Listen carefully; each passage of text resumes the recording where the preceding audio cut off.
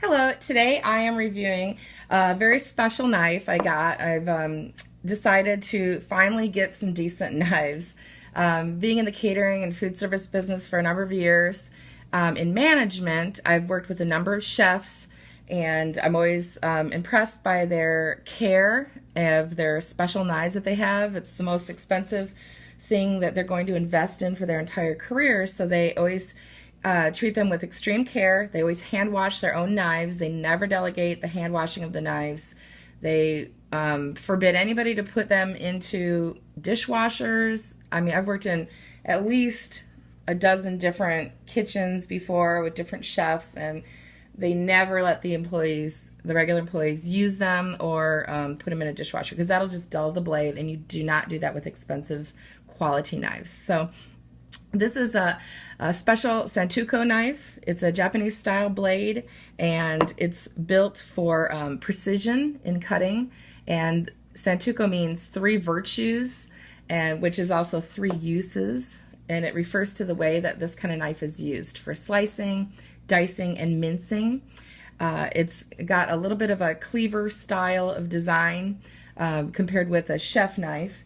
And a chef knife is usually around 8 inches, and these are typically around 7 inches. So they're lighter, shorter, they're thinner than a Western chef knife. They're built so that you do a little bit more of a chopping feature as opposed to a rocking feature when you cut.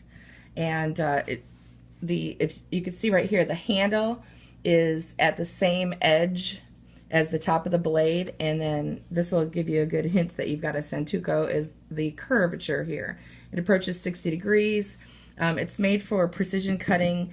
Say, for example, you want to cut a strawberry, make little strawberry fans. This is really great. I know a lot of people use paring knives for this, but you can also use this type of blade because it's good for precision cuts. So it cuts like through anything like butter. I notice it's very, very sharp. And if you look at the blade, this is a Damascus style blade. It's patterned after medieval process whereby the different types of steel and metal are folded together through a process where it gives you a wavy pattern like water. So repeatedly heating and forging the metal during this process gives you this design. So it's attractive, it's beautiful, and you can see the design here. And this makes for a much, much stronger blade, this whole process. And I was looking at this Cut Above knife, and there's 67 layers here, and they're micro thin layers.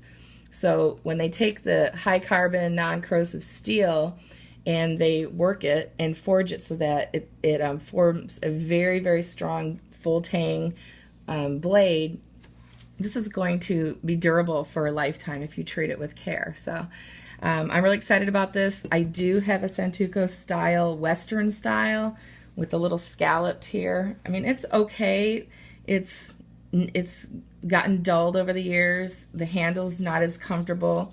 It's just a flimsy, you could bend the knife when you're pressing on it. It's just a cheapy knife, and this one really should be thrown away. It's so old. It's even got little rust spots right here. So I've not treated it with probably the care it should be, but it's lasted me at least a decade or so, and it's time to get something nice. I mean, just feeling the difference. This is weighted so nicely. It's beautifully balanced. And when you are picking a knife, you want one that the handle and the blade are extremely balanced and ergonomically friendly, so when you're holding it, you don't get hand fatigue from a lot of chopping. So this is really important. And also, you want a good strong handle. This is micarta, which, if you look at it, they even made a nice design here. Micarta is really strong material. It's resin fibers that are put together. It's a composite. It's very, very strong.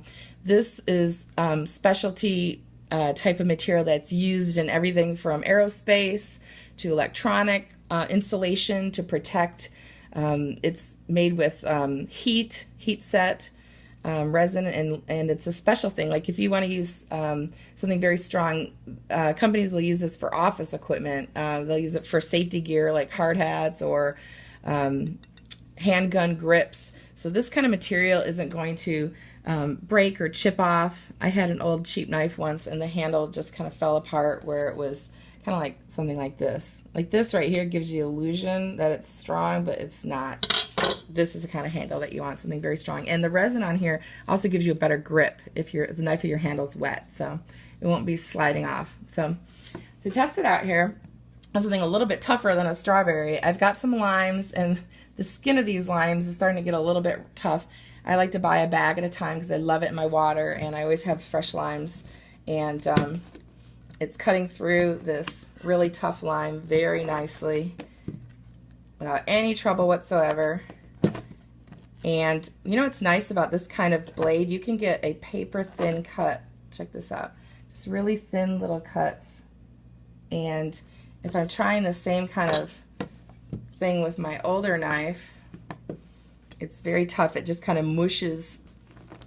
It won't even cut through the lime. It's just mushing down into it. Look at that. That's bad. That's pathetic. As you can tell, I didn't go to culinary school, and this is the first time I've invested in a nice knife. So I went to a training seminar where we had cooking and stuff, and they had some nicer knives, and we had a little knife demonstration. So I've learned a little bit over the years between that and also just talking to the chefs. And you definitely can't get through big cooking jobs with cheapy little knives. So for home use, having a nice knife is a great investment. You'll use it forever. So, you know, it doesn't matter what you're chopping up. If you got apples, I like to make a Waldorf salad with apples and raisins, and I use a variation instead of mayonnaise. I do a more sour creamy type of sweet, and I don't like celery too much, so I put in like chopped up water chestnuts. So it's kind of a strange variation on a Waldorf, but this is really, really nice for dicing and mincing. Look at that. It's awesome.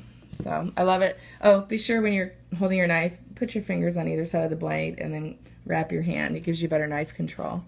And if you're chopping up a bunch of like herbs or green onions or something like that, curve your fingers in like this. Don't accidentally cut your tip of your finger. Your knuckles should be braced against the items. So if you're doing like a lot of chopping, always keep your fingers safe, keep your fingertips safe. Little food safety tip. So look at that. If I'm slicing up anything, especially if I'm doing onions, I definitely want to be able to cut them quickly. And this is good. I like it a lot. It's very sharp, and I'm really, really happy. So very good. I recommend this knife to anybody who's needing a nice sharp blade. I mean, it cuts through anything. Look at that. It's just like, it's like butter. So thank you very much. If you have any questions, just post them and I'll try my best to answer. Thank you.